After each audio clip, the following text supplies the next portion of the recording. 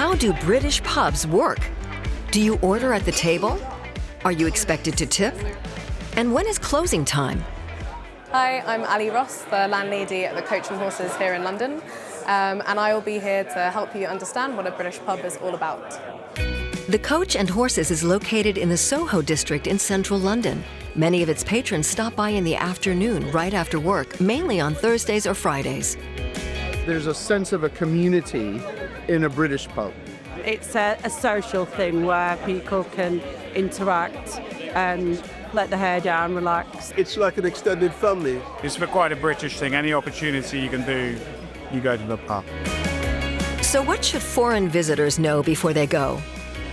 We often get a lot of people from typically Europe come in and either ask for a free table or sit down at a table and wait to be served. And this is not typical in England. Typically people go straight to the bar and order and then go to a table. But what to order? The different kinds of beer can be bewildering, as some aren't known abroad. We'll start off with London Pride. It's a real ale or a hand pull ale. They're naturally carbonated, unlike lagers where CO2 is put into the barrel. And they have a little bit of a biscuity, malty finish. Let's try a lager. If people want something that's cold and refreshing and they don't want too much flavour maybe, they don't want anything that's too hop forward, or they don't want a real ale that might be a little bit warmer, then go for a lager for sure. So here we have cider, a drink made from apples, the pressing and the fermentation of apples. You're drinking pints over ice. A lot of the time people like it really super cold. Something that's very popular at the moment is Guinness. It is from Dublin, of course. The flavour is quite mellow for a stout, and the texture is a little creamy, so it's actually quite pleasant on the palate. Beer is always ordered by the pint. 1 pint is just over half a litre. How many do folks typically drink? Somewhere between 6 and 10, probably. A few, but not too many. You need to know your limits, I suppose. I can be a power drinker when I want to, or I can just have a couple like today. 7 or 8 pints and then go for dinner somewhere. Here are some do's and don'ts when ordering at the bar.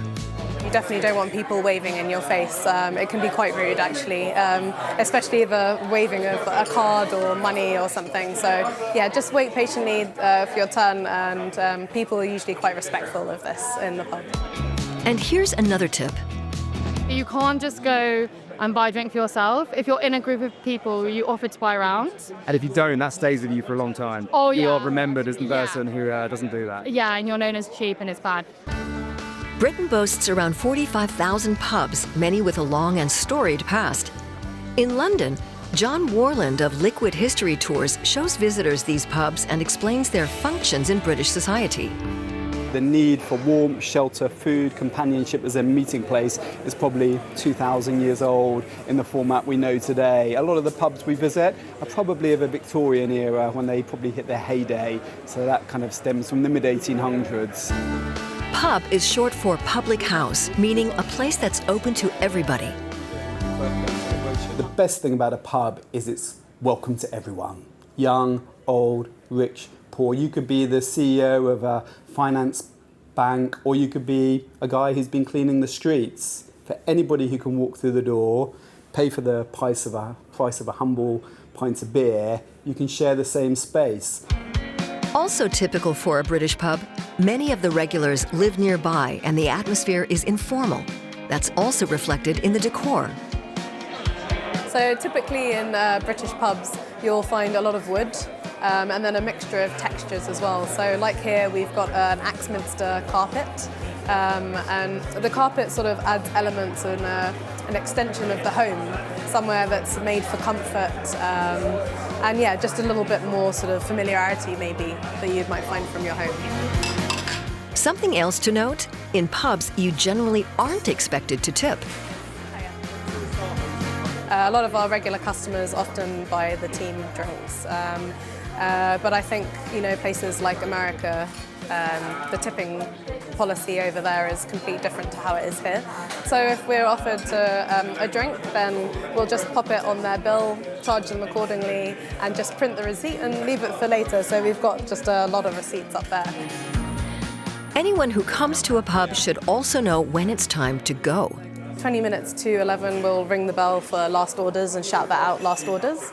And then again at 11 o'clock to mark the final closure, we'll ring the bell again. Guests aren't particularly always happy to leave. Obviously, you want to continue the party, but typically they'll, finish up their pints promptly and be on their way.